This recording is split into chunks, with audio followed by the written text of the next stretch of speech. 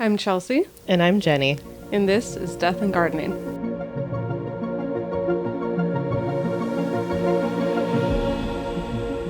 Okay. So today I'm going to tell you about Dr. George Henry Lamson. Okay. He is, I'm going to set the scene first, I guess, because it is historical and sometimes it's a nice reminder to know what things were like. So it was 1881 in the Wimbledon area of London.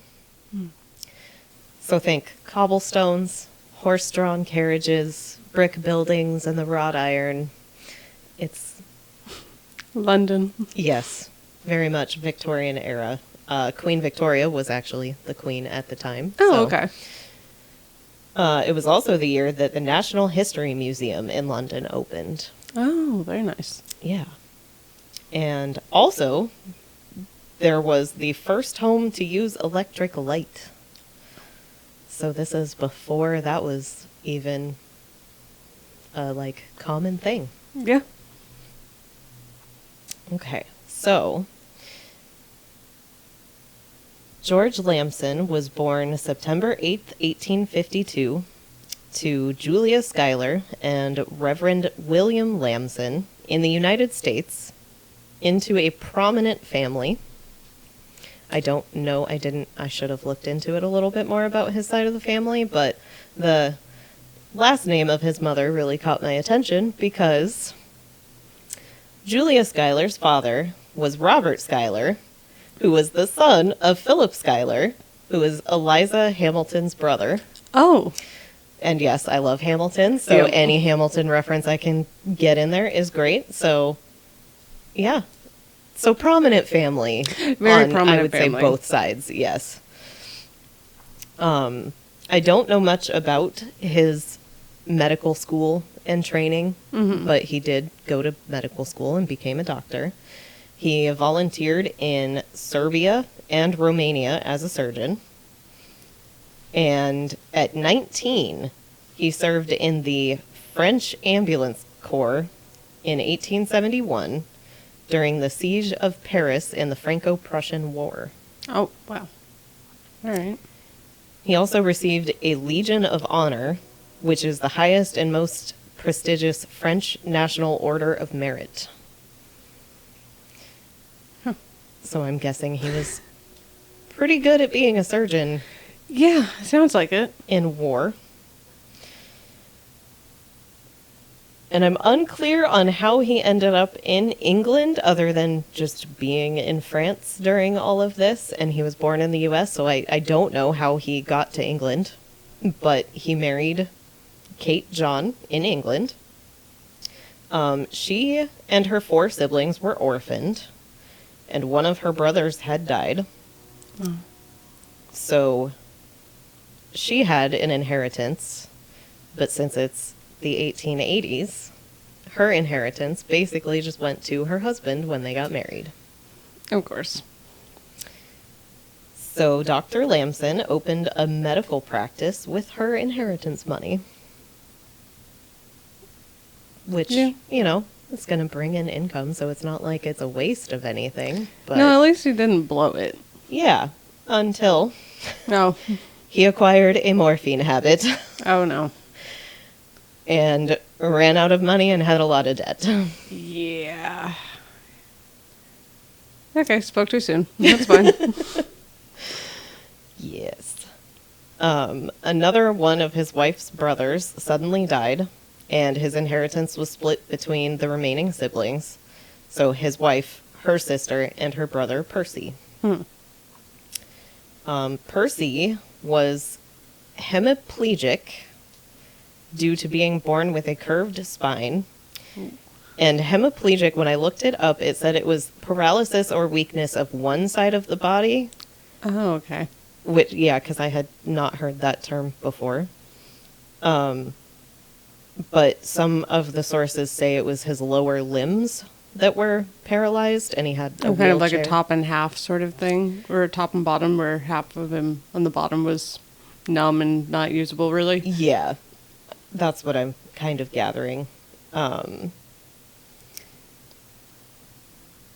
So Percy attended and lived at Blenheim House School in Wimbledon. People said he typically had a cheerful disposition, but would go through depression as he could not join others in normal activities. Yeah.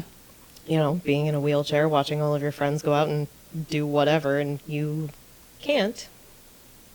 Yep.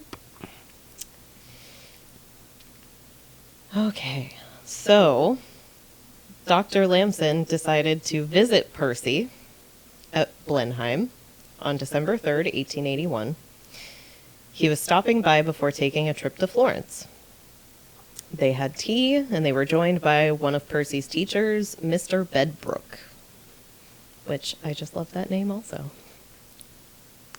They have good names back then. Yeah. Lamson had also brought a Dundee cake along, which I had to look that up. Apparently it's a well-known cake. I've heard of it. I couldn't tell you what's in it, but I have heard of them. Yeah. It's just a round, I guess, a traditional Scottish fruit cake that has blanched almonds arranged in a circle on top and often has candied orange peel inside. Okay. Yeah. I've definitely seen it. Once I looked it up, I was like, this is familiar. So after they had all eaten the cake, Lamson brought out empty pill capsules to show them to Mr. Bedbrook. Okay. He said that they could be useful in his care of the other boys at the school. And I also... You dosing the boys at the school? What is happening? Right, I should have looked into, I guess, pill capsules at this time, if that was common, or if this was sort of a new thing that maybe he was like, hey, this is a better way to get medicine, you know, into people, I guess. I'm not sure. I should have done more research on that. But yeah, he just pulls out some empty pill capsules. Huh. He did fill a pill capsule with sugar and gave it to Percy, saying, "Here, Percy, you are a champion pill taker. Take this. Show Mr. Bedbrook how easy it is to take." And Percy took the pill. And the time is noted that it was 7:15 p.m. Mm-hmm. Don't take drugs. From your friends even, apparently. Right? Or, yeah, your doctor relative? Yeah. I guess brother-in-law? Yeah, he's a doctor, so it's like, yeah, why would you question that, I guess? But I don't know, because he's Extremely good cover, but also incredibly suspicious at the exact same time. Oh, yeah, very suspicious. And it gets worse. Of course. Mr. Bedbrook said Lamson seemed anxious to leave. Said that Lamson said something about Percy not having much time left. Which surprised Mr. Bedbrook because Percy was in good health. He had his, his paralysis issues. He couldn't get around, had mobility issues, but he was in good health. So why would he not have much time left? So shortly after Dr. Lamson left, Percy began to feel unwell. He had heartburn and remarked that he felt the same as he did after taking a pill from Lamson at a previous time. Oh. So this isn't the first occurrence either. Yeah. Okay. Which I thought that was a little strange too. Yeah. Need to know what's in the pills. So Percy was carried to his room. He began vomiting. He felt his throat was closing up and that his skin was being drawn up. Sounds like a terrible feeling. Yeah. I don't know what that means, but it doesn't sound good. Doctors attending to Percy realized there was nothing they could do, gave him morphine to ease his pain. And after going into a comatose state, Percy passed away at about 11 p.m. The same day? The same day. That's really fast. Yeah. So, Percy's bodily expulsions were collected as the signs of poison were clear. Yeah. You don't say. And Lamson was the main suspect. Yeah. So when Dr. Lamson had said that he was stopping by to visit Percy before taking a trip to Florence, he was not taking a trip to Florence. He was actually in London to pawn his possessions and borrow money. Oh. Because he was very much in debt. Oh, yeah. Yes. That part. I forgot. Yep. Yeah. Dr. Lamson had also cut the cake ahead of time and added poison to a piece that he gave to Percy. And the pill also contained poison. It's just reminding me of the Australian tale all over again. The orange plate. Yes! All the other plates in the individual Wellingtons. Right? And I guess you wouldn't assume that, like, I mean, how many cakes and things come pre-cut now? I mean, I guess some nowadays, do. yeah. Yeah, but it's like, would it even have been suspicious to have the cake cut up already? Well, and if you're having like a dinner party or a house party or something, yeah, I could understand the host would make the kindness of cutting up the pieces for people. Yeah. Yep. Yep. So, we do know what the poison was. Okay. It was aconitine, which is also known as wolfsbane and monkshood. Oh, yep, that'll do it. Yep. And I looked it up on Wikipedia just to have a quick little what aconitine is.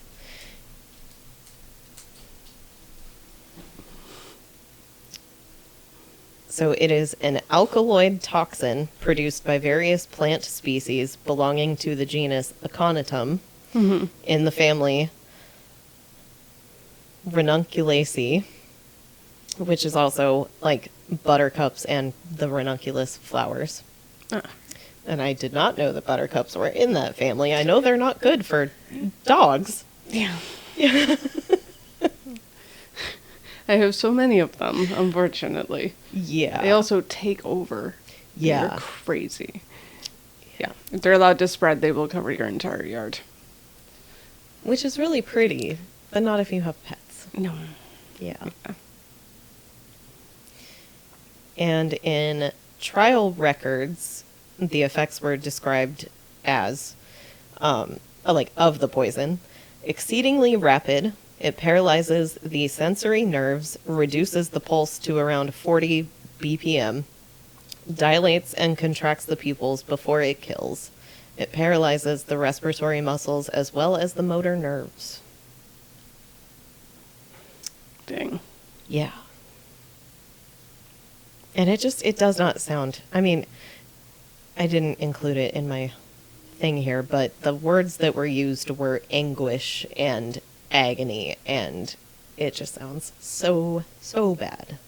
Yeah, that sounds about right. So during Dr. Lamson's medical training, he was taught that this poison was untraceable. But medical advancements had made the poison detectable. So he clearly Sucks for did not. him. Yeah, he did not keep up on his training, apparently. He was too busy with the debt and the morphine addiction. Yes. So there was also evidence provided that he bought the poison from a chemist in London. I believe the chemist actually, testified in trial, yes, I sold him this. Yeah. So there's a lot of evidence against him. Yeah. And he was tried by a jury, and he was found guilty. His family tried to delay his sentencing by claiming insanity. And even Chester Arthur, the U.S. president, had written a letter asking for the family to send proof of insanity. And the evidence was received, but they basically rejected it, saying, nope, So the appeal failed, and See, did you catch what the evidence was that they tried? Okay. no. I don't know what at that point they could even try to submit for evidence of insanity. Right? Yeah. 'Cause I don't think addictions back then would have counted toward insanity or anything. Unless I maybe. don't know. Yeah. It could be. Yeah, I'm unsure. Yeah. Also just no. Yep. Just, nope. No. So he was sentenced to death, and he was hung by William Marwood on April 28th, 1882, at Wandsworth Prison. He was 30 years old. Oh, wow. All young, of that. too. Yeah. 32-year-old orange. Okay. And side note about William Marwood, the executioner, he's the one that came up with the long drop technique for hangings, Oh. which ensured the neck was broken instantly, and it was considered more humane. I mean, it'd be quicker, yeah. Yeah. Rather than the slow strangle out. Mm-hmm. Yeah, Yeah. that makes sense. Also, yeah, actually, as morbid as it is, good on him, I guess, for coming up with a more humane reason or way to do that. Yeah. Because, yeah, I can imagine being on the gallows and it just, like, not. And then you're just there. Right. Yeah. Yeah. And that's awful. Yeah. And I'm sure back then, I mean, it was in a prison, but I know public executions and hangings were a thing, and that just feels... Yeah. Yeah. I've never liked that. No. Yeah, and William Marwood has his own Wikipedia page. That's how, I mean, yeah, like he invented or, came up with that technique, but I thought that was just kind of crazy that an executioner is that famous. Yeah, so that is pretty much the story of Dr. Lamson. I do have a physical description of him because I love these things in history, how they describe people. Okay. But I needed to wait until the end because it starts off with the prisoner. So, yeah. The prisoner is a spare, rather thin-faced, dark-complexioned man with black hair, short whiskers, and mustaches, and about 6'8" in height. Wow. He appears to be about 35 years of age and has an intelligent and, but for a certain heaviness about the eyes, open countenance. So he was only 30, and they described him as 35 years old, but I'm like, I think prison will do that to you. And a morphine addiction. Yeah. Yeah. Yeah, any kind of, like, addiction could definitely do that to you at age. Yeah. To your features. And also 6'8". Right? That's very tall. Yeah. Especially for back then. Yeah. And I mean, I have this little picture of him that you can kind of see, like, his features. He definitely has, like, a longer face. So, it's... He said thin face, too, so I'm sure forward he would have a thinner profile, but... Yeah. Yeah. Just 6'8" blew my mind. It's so weird. Oh, doctors doing things they're not supposed to do. I know. And the thing is his family, and I don't know how close or connected he was to, I mean, the Schuyler family being in the U.S. at the time. Mm-hmm. But he had probably very wealthy family members. Probably. So to go kill his brother-in-law so his wife gets the inheritance, another, like, split up inheritance, because it would have gone then to her and her sister. Mm. I mean, her parents were wealthy enough to have an inheritance that was worth killing over, I guess. Yeah. I mean, we've seen people killed over $50,000. Or less, yes. Or less. Yes. Yeah. But, yeah. No, that is crazy. And poor guy, too. Just, Yeah. He already had it rough. He definitely didn't deserve to be poisoned to death on top of it. No. Especially, like in any circumstance, he doesn't deserve that. But having the connections and the family that he does, that's what was just so crazy. Yeah. Yeah. I feel for him. That sucks. Yeah. I couldn't find any pictures or like real descriptions of him, but yeah, it seems like everybody thought Percy was, just a pleasant person to be around. Yeah. So. It's so sad. Yeah. Screw the doctor guy. Yep. Yep. Well, and he didn't get away with it, obviously, but... Yeah. Yeah, so justice was served, just... Dang. Yeah. Sucks it had to be that way. Yeah. I do love that it was the medical advancements that really... Yep, medical advancement that just kind of slipped by him that he didn't know. Mm-hmm. Yep. Take less morphine, do more research. Yeah, apparently. Oh. Yeah. Alrighty. Now we got another doctor in the books. Yeah, we've had a few of those already. Trust your medical professionals, but also... Yes. Oh, man. Dang. Yeah, that's a rough one. Justice was served, but still a rough one. Yep. And, yeah, the Hamilton connection is kind of crazy. Yeah. Like, yeah, it's a little distant, but...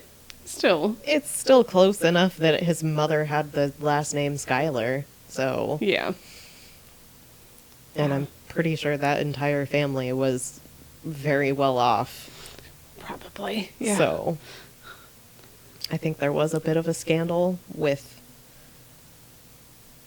one of them. Something about... I think it was compared to... It was like a stock scandal that was compared to, like, Bernie Madoff. Oh. I see.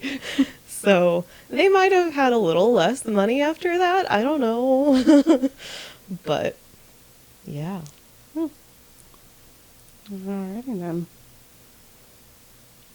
That was a fun, interesting one for this week, for sure. Yeah, I love the historical stuff. Yeah. Well, keeping the dog under wraps.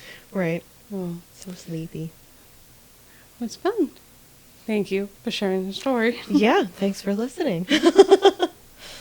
And next week will be my turn. Yeah. Let's see what I come up with. And catch you all next time. Bye. Bye.